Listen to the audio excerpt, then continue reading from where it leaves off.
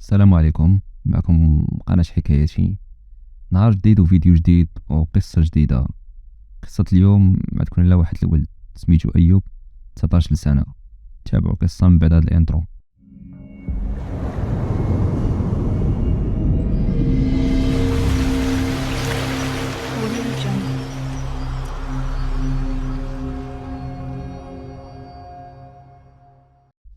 السلام خوتي، جيت نحكي لكم قصتي. انا سميتي ايوب، عندي 19 سنة، وحنا عايشين بخمسة بينا في الدار. الوالد والوالدة واختي الصغيرة وجداتي.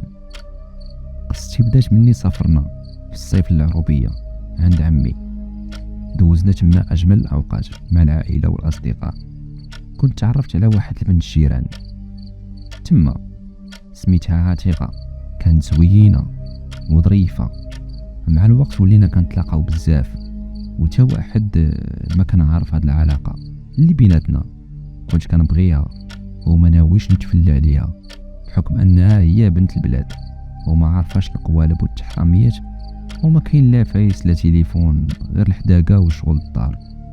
وكنت موعدها بالزواج من بعد ما نشد الباك ونخدم غنتزوج بيها، وهي كانت موافقة على هذا القرار. كان باقي لينا نهار واحد في العروبية ونرجعوا لدارنا. فقت على النبوري ومشيت نتسناها في البلاصة اللي كنتلاقاو فيها. لقيتها سبقاتني لتما، بقينا مجمعين وكنهضروا في شلة امور، وكان الاحترام بيناتنا، كل واحد وعارف الحدود ديالو. وانا كنت باغيها الحلال. وحنا جالسين بان ليها واحد المش صغير. قالت لي شوف داك المش كيف كيشوف فينا، وبديت كنضحك. قلت ليها واقيلا حاستني حيت جالس معاك، وهو كان غير بوحدو. مشات هزاتو وبقات شاده في يديها. كان لونو كحل وعينيه زرقين بزاف، كيبان صغير. قالت لي عتيقة شتي كون ما كانوش عندي المشاش في الدار كنت ديتو معايا نربيه. قلت ليها انا ما عنديش معاهم، ولكن منين نبقى فيك غادي نديه معايا للمدينة وغنتهلا فيه. صافي ومشات ديك الساعة. بقيت حاضيها تا وصلت الباب وشيرات ليا بيديها ودخلات. عاد مشيت انا للدار، درت داك المش في واحد الكرتونة وعطيتو الماكلة، وبقيت جالس مع موالين الدار تتغدينا. وهبطنا للواد انا وعمي والوالد. داز نهار زوين، وفاش رجعنا قال عمي للوالد غنذبح واحد الخروف صغير ونعيطوا على الجيران يتعشاو معنا ونقصروا هاد الليله. قال ليه اللي بان ليك اولد موينتي. قال لي عمي ايوا بلاتي نشوف واش كاين عبد الله، نقول ليه اجي هو ولادو يقصروا معنا. وفرحت انا حيت بان لي عمي قاصد الدار اللي ساكنه فيها. حبيبتي عتيقه دق وخرج عنده واحد الراجل عرفته هو الاب ديال عتيقه اللي سميتو عبد الله. قال لي عمي العشاء عندنا، اجي انت والدراري تقصروا معنا. قال لي علاش مصدع راسك؟ قال ليه لا اودي حنا جيران وخوش، المهم الله يعاون. ومشينا للدار درنا كاسكروط، وانا فرحان وكنتسنى غير امتى تجي نشوفها. ظلام الحال وسمعت الدقان في الباب. عرفتهم هما، ضربتها بجريه وحليت ليهم الباب. سلمت عليهم ولكن تفاجأت، كان غير داك عبد الله ومراته والبرغوش ديال ولدهم وواحد البنت صغيره قد اختي. ما كانتش معاهم عتيقه. زعما علاش؟ تشوشت عليها ياك ما مريضه. المهم دخلوا وجلسنا وبداو المالين الدار كيتجمعوا وكيضحكوا، وانا نفكر كيفاش نعرف علاش عتيقه ما جاتش. بان لي البرغوش جالس بوحدو. مشيت حداه بديت تنسولو غير بالعقل. قلت ليه فين اختك عتيقه؟ قال لي اختي ما سميتهاش عتيقه، سميتها مريم. او صدمني، زعما تكون كذبت عليا وعلاش؟ وسولته قالت لي فعلاش ما جاتش معاكم؟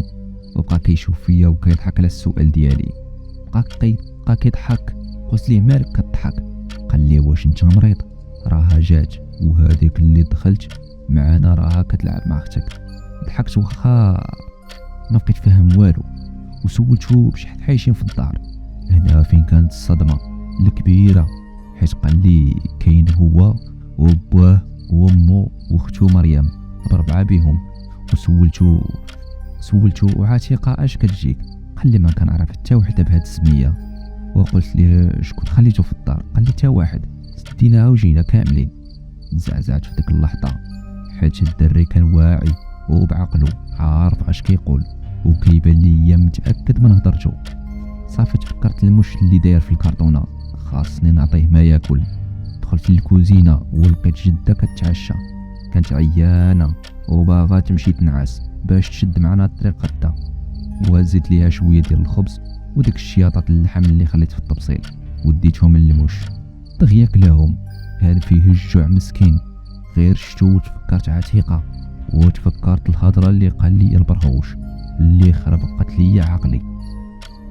عيطوا عليا باش نتعشى وتعشينا ومشاو دوك الجيران بحالهم وكل شي نعس، وانا ما بغاش يجيني النعاس. تدارج داك 4 ديال الصباح عاد داني النعاس وبقيت كنحلم شي حوايج في اشكال.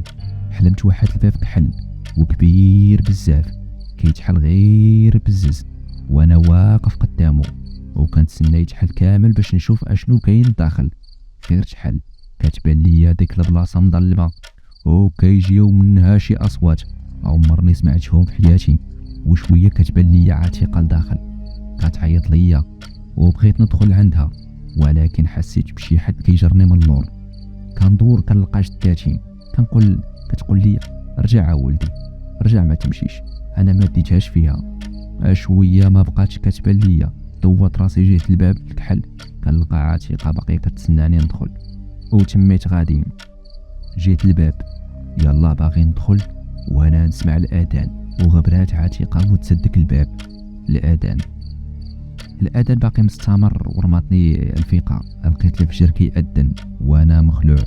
مشيت غسلت وجهي ولقيتهم فايقين، شي كيصلي وشي كيجمع حوايجو حيت غنرجعو لدارنا. لبست حوايجي وهزيت الصاك ديالي وما نسيتش الكرتونه اللي كان فيها المش. ديتهم للسياره ديال الوالد ورجعت.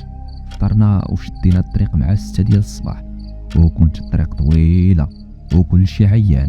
وغير وصلنا لدارنا نزلنا الحوايج ودخلت لبيتي نرتاح حيت فيا الموت ديال النعاس.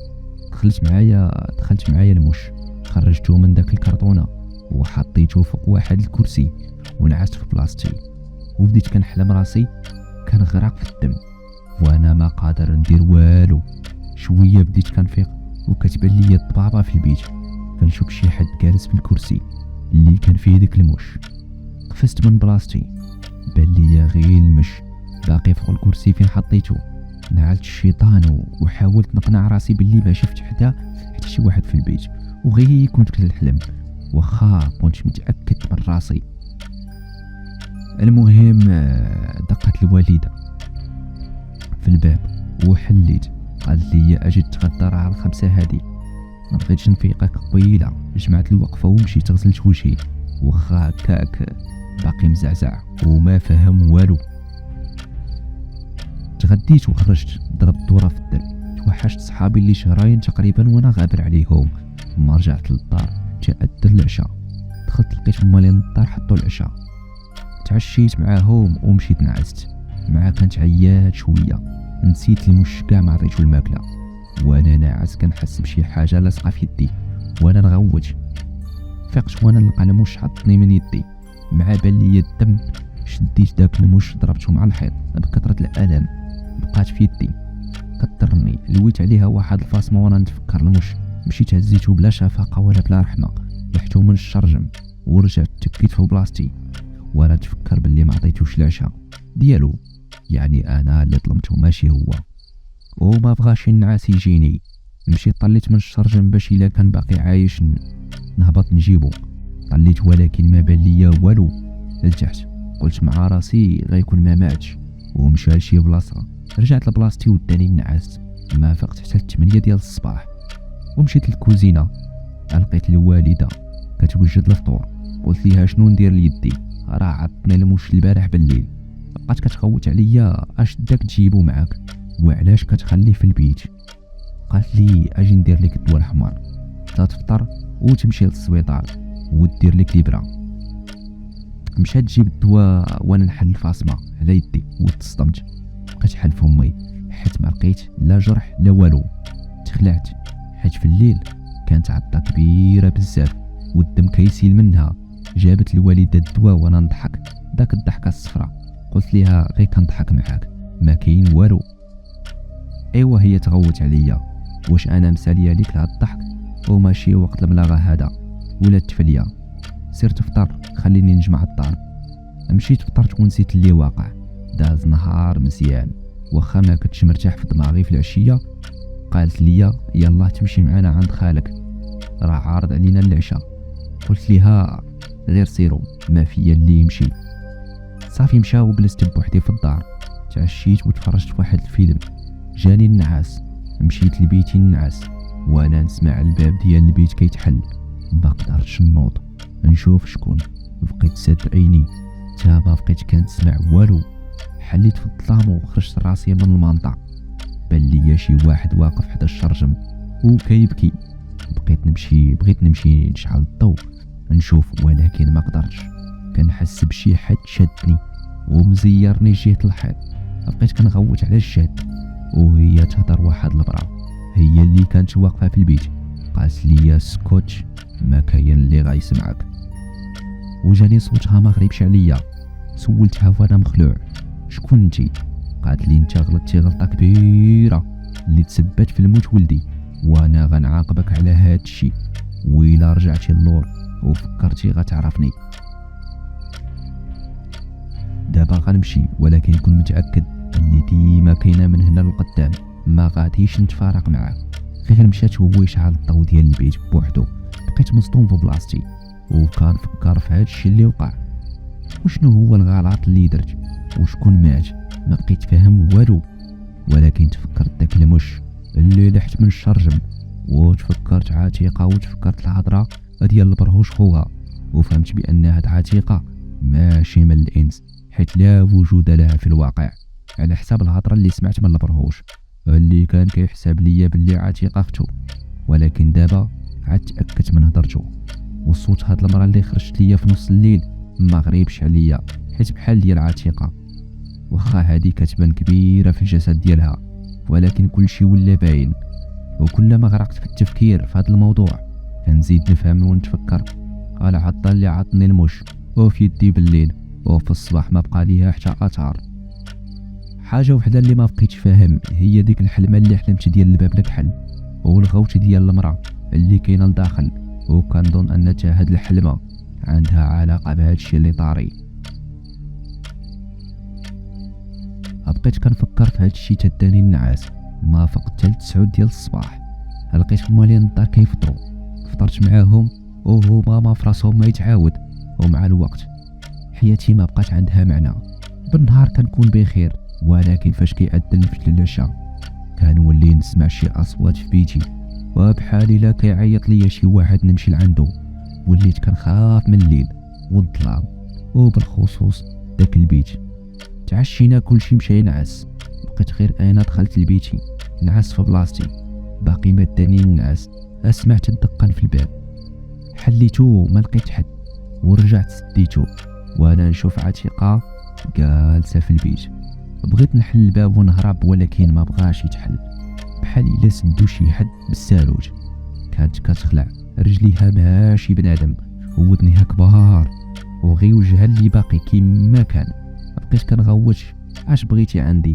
قالت لي انا حبيتك وعطيتك ولدي تهلا فيه ولكن انت خليتيه بالجوع وقتلتيه ودابا غتختار جوج ديال الحوايج يا غتزوج بيا يا غنتقم منك. قلت ليها كيفاش نتزوج بك وانت ماشي بشر؟ قاطعتني قالت لي انا جنيه في عمري 50 عام ولكن الا قبلتي غنعيش سعاده غتمشي معايا لداري. انا عندي قصر كبير تحت الارض في كل ما تمنيتي حتى حنا عايشين بحالنا بحال الانس وحنا مسلمين. قلت ليها هادشي ماشي بصح كيفاش غنمشي معاك من الارض الواقع لتحت الارض؟ هادشي ما كيقبلوش العقل. قلت ليها فرقيني عليك خليني نعيش حياتي. هادشي اللي كتقولي ما عمرو غيكون. صرفقتني تا ما بقيتش عاقل على راسي وليت غير كنسمع وعيني تسدو. وقالت لي كون دخلتي من الباب الكحل كون كنتي راجلي دابا ولكن انت رفضتيني وانا غنتقم منك وعمرك غتعاود تشوف الدنيا مضويه. مشات بحالها وانا بقيت كنغوت، جا سمعوني مالي للدار، جاو حلوا عليا الباب، لقاو عيني حمرين وانا غير كنغوت وكلشي مخلوع. حاجه وحده اللي كنقول غتقتلني. بقاو دايرين بيا جداني النعاس في الصباح، فيقوني وانا ما كنشوف والو. جاب الوالد الطبيب دار لي شي فحوصات، لقى الشوف مشى ليا ولكن غير مؤقتا، مع الوقت غنرجع نشوف. بقيت في ديك الحاله شي شهر تقريبا وانا ما كنشوف والو وجالس غير في الدار. كل ليله كيبدا العذاب ديالي. كنحلم واحد الراجل كحل كيجي عندي وكيفيقني ويديني معاه. كنمشيو لواحد الغابه تما فين كاين داك القصر. اول مره داني لتما قال لي هذا هو القصر اللي كنتي غتعيش فيه، كون قبلتي تتزوج بها. دخلنا من واحد الباب كبير، كنسدو واحد العساس من الجن قدو قد السخط، وكلهم عندهم الرجلين ديال البقر، ولكن عندهم النظام تما كلشي داخل سوق راسو، كل واحد مقابل خدمته. داك الشيء عجبني وزوين بزاف. شفت واحد الشجره كبيره وكانت واحد المراه جالسه تحتها. سولتو شكون هادي؟ قال لي هذيك هي الملكه اللي كتحكمهم، وهي اللي قالت لينا نجيبوك لهنا باش تعرف فين كنتي غتعيش. بغيت نمشي عندها ولكن كانوا شاديني وهي ما بغاتش تشوفني. قلت ليهم وعلاش جالسه بوحدها تما؟ قال لي من نهار قتلتي لها ولدها وهي كتجلس تما. داني لواحد البلاصه خايبه بزاف وفيها واحد الريحه كريهه وتما بزاف ديال الكلاب والمشاش. قال لي هنا غنوليو نجيبوك كل ليله باش تاخذ الجزاء ديالك. بقيت كنغوت وانا ما درت والو، ما حسيت براسي ترماتني الفيقه، ولقيت الوالده حدايا كتبكي وترجع لي الشوف، ولكن يدي ورجلي اليسريه ما كنقدرش نحركهم. بقيت غير كنبكي على زري. الصباح جاب الوالد واحد الفقيه قال ليهم خليوني معاه بوحدي في البيت. خرجوا وسد عليا الفقيه الباب، قال لي عاود لي اشوق عليك من الاول. عاودت ليه داكشي بالتفاصيل. بقى كيكتب في واحد الورقه وكيرشها بالماء وكيقرا القران وانا كنحس براسي مرتاح. وعطاني واحد القرعه ديال الماء، قال لي تبقى تشرب منها فاش تبغي تنعس، وعطاني ديك الورقه قال لي خليها ديما في جيبك ومن هنا يومين غادي نرجع نشوفك. خرج عند الوالد، سمعتو كيقول ليه ولدك حالته صعيبه وما غيخليوه تعذبوه حيت قتل ليهم ولدهم. قال ليه وشنو المعمول؟ قال ليه الفقيه راني درت ليه واحد الحجاب باش ما يوصلوش ليه، ومن دابا يومين غنرجع وغنجيب معايا واحد الفقيه هو اللي غيعرف ليهم. مشى الفقيه وانا حسيت براسي كنقدر نحرك رجلي. حركتها وقدرت نوقف ولكن يدي بقى كما هي. شافتني الوالده وفرحات، قلت ليها باغي ندوش. صايبت لي الدوش، دوشت ورجعت لبيتي. كانت في الساعه 10 ديال الليل وكان فيا واحد النعاس، وشربت من ديك القرعه وتكيت في بلاصتي تداني النعاس وانا نحس بشي حد فيقني. غير فقت وانا نلقاه داك الراجل اللي كيديني كل ليله للقصر. قال لي وصل الوقت يلا نمشيو، وانا عارف راسي ما نقدرش نقاومو وغادي نمشي معاه بزز مني. الحاجه الوحيده اللي كتخليه بعيد عليا هي ديك الورقه اللي عطاني الفقيه، ولكن انا فاش دوشت نسيتها في الحوايج اللي بدلت. هنا فين عرفت ان هاد الليله ديال الجزاء ديالي حيت قتلت داك الموش. داني معاه ما عقلت على والو، تلقيت راسي قدام الباب كنتسناو العساس يحل لينا. دخلنا داني لديك البلاصه، دخلني وسد عليا. كان ظلام وكانت واحد البلاصه فيها الضوء داك الشيء ديال داير بحال شي غابه ما كدوش ليها الشمس. مشيت لتما ولقيت واحد الراجل كيعذبوه وواحد جوج من الجن. غير شافوني طلقوا عليا واحد العجب داير بحال الكلب، غير هو كبير بزاف. تبعني وانا بقيت غير هارب، ما عرفت فين غادي. توصلت لواحد البير، كان داك الحيوان قرب مني. بلا ما نفكر نقصت في داك البير حيت غير داك الحل هو اللي بقى عندي. ما جيت فين نوصل للقاع ديالو ترماتني الفيقه ولقيت يدي ووجهي عامرين بالدم. مشيت غسلت مزيان، طليت في المراية شفت وجهي كحل كامل وعندي القرون. بقيت كنغوت، اتفكرت ديك الورقه، مشيت هزيتها ودرتها في جيبي، عاد رجعت فيا الروح وارتحيت. لقيت الوالده فاقت، قالت لي مالك كتغوت؟ دات لي لبيتي ونعست. وفي الصباح جا الفقيه معاه واحد صاحبه، شدوني، واحد تيبخر البيت وتيقرا القران، وواحد شد واحد العمود وتيصلخ فيا، ولكن انا ما تنحش بداك العصا كاع. من بعد شي ساعه تقريبا شفت عتيقه كتحل الباب وكتقول لي بسلامه. حسيت بواحد الاحساس في ديك اللحظه بحال الا يلاه تولدت، ووليت كنحس بداك العصا اللي كناكل من عند الفقيه. بديت كنغوت وهو يحبس، قال لي على سلامتك ولدي، اليوم سال العذاب ديالك. ويدي رجعت كنحركها عادي. هنا فين سالت قصتي ورجعت لحياتي الطبيعيه. دابا دازت عام على هاد الواقعه، وليت عايش بخير مع عائلتي، والفقيه كنصحني باش نبدا نصلي، حيت هي اللي كتعصم المسلم من الجن والانس وكتخليه غادي في طريق الخير.